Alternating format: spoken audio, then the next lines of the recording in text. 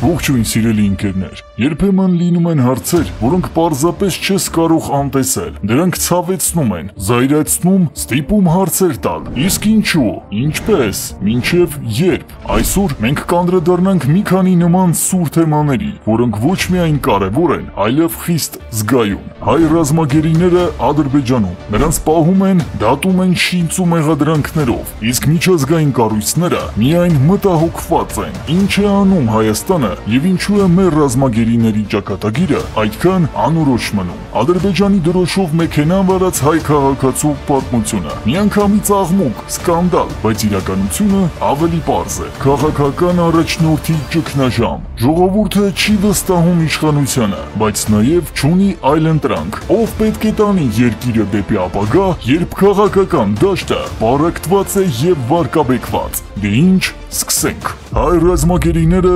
Ադրբեջանում։ Հայ ռազմագերիների հարցը շարունակում է մնալ Հայաստանի եւ Ադրբեջանի միջև լարվածության առանցքային խնդիրներից մեկը։ Այս պահին հայտնի է, որ Ադրբեջանում պահվում են 23 հայ ռազմագերիներ։ Նրանցից բոլորը արդեն ենթարկվել են շինծու մեղադրանքների։ Հատկապես ուշագրավ է, որ Ադրբեջանի թիրախում են հայտնվել Արցախի նախկին պաշտոնյաները, որոնք հույս ունեին միջազգային պաշտպանության, սակայն դարձան կեղծ դատավարությունների հիմնական թիրախներ։ Նրանց հանդեպ հարուցված մեղադրանքները հիմնված են քաղաքական նպատակների վրա, ահաբեկչություն, պետական հեղաշրջման փորձ եւ պատերազմական հանցագործություններ, ինչը պարզ գործիք է Ադրբեջանի համար իր դիրքերը միջազգային հարթակում ուժեղացնելու նպատակով։ Ռուբեն Վարդանյանը Ադրբեջանի թիրախում։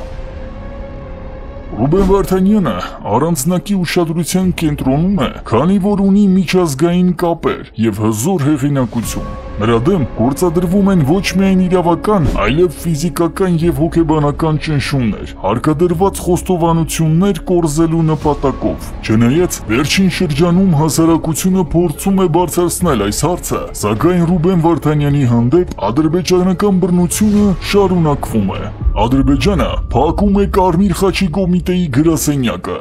Կառույցը հաստատում է այս լուրը, իսկ Բաքվի իշխանությունները դեռ պաշտոնական բացատրություն չեն ներկայացրել։ Այս հարցը նպատակ ունի նվազեցնել միջազգային կառույցի վերահսկողությունը եւ ազդեցությունը, հատկապես այնպիսի կարևոր հարցերում, ինչպիսիք են ռազմագերիների պայմանները։ Եթե գրասենյակը փակվի, Ադրբեջանը ավելի դժվարությամբ կկարողանա խուսափել միջազգային քննադատությունից, քանի որ Կարմիր խաչի կոմիտեն կարևոր դեր է խաղացել տարածաշրջանային մարդասիրական հարցերում։ Այս քայլը Ադրբեջանի կողմից կարող է լինել ընդարձակ քաղաքական քայլ, որպեսզի ավելի հեշտությամբ խուսափի միջազգային միջամտությունից։ Ինչ է արել Հայաստանի կառավարությունը ռազմագերիների վերադարձի համար։ Հայաստանի իշխանությունները հայտարարում են, որ հարցը դիվանագիտական ճանապարհով բարձրացնում են միջազգային հարթակներում, սակայն գործնականում այդ ջանքերը քիչ արդյունավետ են։ Դիմումներ մի հետ։ Հայաստանի կառավարությունը դիմել է մարդու իրավունքների եվրոպական դատարան, ինչը բերում է ժամանակավոր միջոցների կիրառման որոշումներ, բայց Ադրբեջանը դրանք արհամարհում է։ Միջազգային ճնշման փորձեր։ Հայաստանը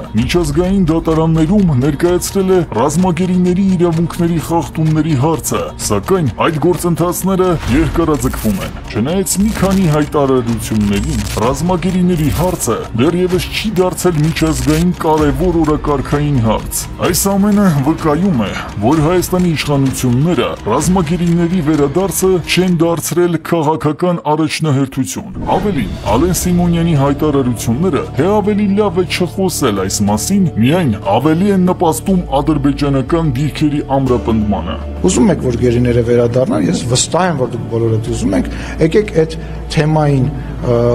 շատ ձեռք չտալ, որովհետև փորձը, որ մի վստահեք մեզ, բայց փորձը ցույց է տալիս, որ այդ գործընթացը շարունակվում է եւ մեր համար առաջնորդ է։ Ինչ պետք է անի Հայաստանի կառավարությունը ռազմագերիների հարցով։ Դիմի ՄԱԿ-ի, Եվրոպայի խորհրդի, միջազգային քրեական դատարանի եւ այլ կառույցների Ադրբեջանին ստիպելու վերադարձնել ռազմագերիներին։ Պահանջի Ժնևի կոնվենցիայի խախտման ճանաչում, ինչի համար Ադրբեջանը կարող է ենթարկվել պատժամիջոցների։ Միջազգային մակարդակում լայն քարոզարշավ կազմակերպի, ռազմագերիների հարցը մշտապես պահելով քաղաքական օրակարգում, այլ ոչ թե կոչ անելու, որպեսզի լրացվի այս թեման։ Եթե այս քայլերը չկատարվեն, ռազմագերիների վերադարձը կմնա անորոշ, իսկ Ադրբեջանը կշարունակի նրանց օգտագործել որպես քաղաքական գործիք։ Ինչ քայլեր է անելու Ադրբեջանը ռազմագերիների դատավարությունից հետո։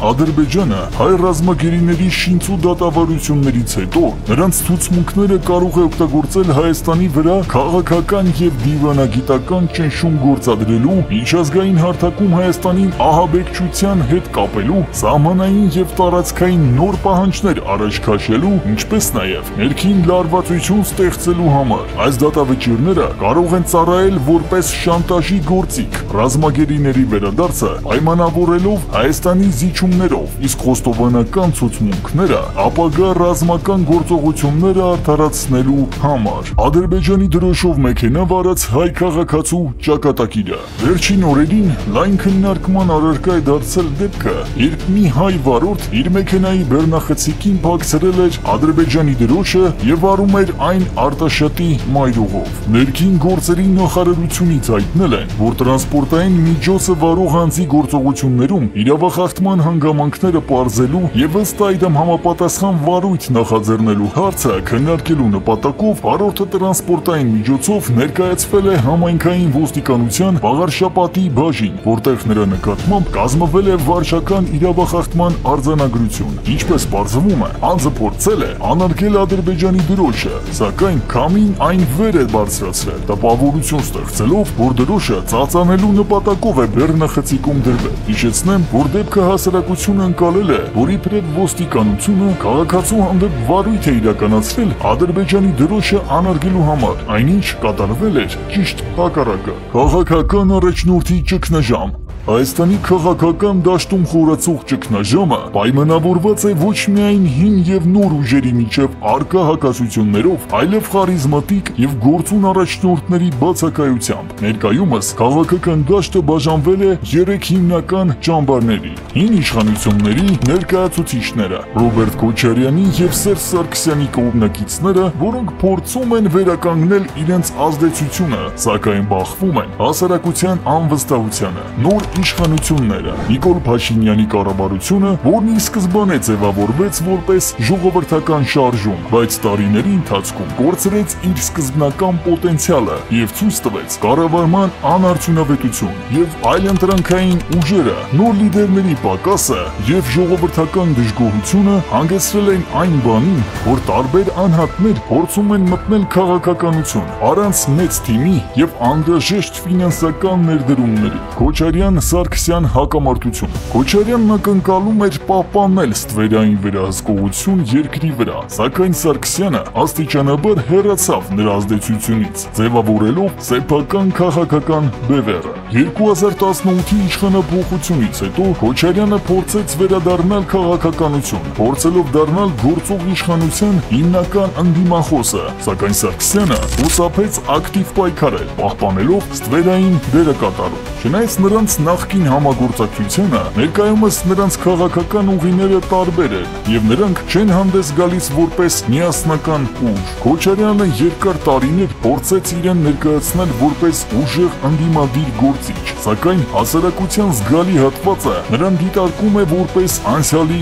ղեկավար, ով նույնքան պատասխանատու է Հայաստանի ներկա իրավիճակի համար, որքան գործող իշխանությունները։ Սերժ Սարգսյանն իր հերթին պահպանում է ստվերային ազդեցություն, բայց չունի զանգվածային աջակցություն։ Վերջին տարիներին Ռոբերտ Քոչարյանի կողմնակիցները անընդհատ մեղադրում են Սերժ Սարգսյանին եւ նրա թիմին, որ 2018 թվականին իշխանությունը, այսպես ասած, բանտիկով նվիրեցին Նիկոլ Փաշինյանին, առանց լուրջ դիմադրության, թույլ տալով, որ Թավշյա հեղափոխությունը հաղթանակի։ Վարդան Ղուկասյան։ Վարդան Ղուկասյանը քաղաքականություն մտավ ոչ թե գաղափարական պայքարի, այլ սենսացիոն ելույթների միջոցով։ Նրա վատ լեքսիկոնը, անորոշ դիրքորոշումները եւ իշխանության ձգտումը կասկածի տակ են դնում նրա լուրջ քաղաքական հավակնությունները։ Վերջին տարիներին նա ակտիվորեն քննադատում էր Նիկոլ Փաշինյանի կառավարությանը, ինչը նրան դարձրեց ընդդիմադիր որոշ խմբերի աջակից, սակայն նրա ելույթները հաճախ հուզական էին, քան հստակ քաղաքական օրակարգով։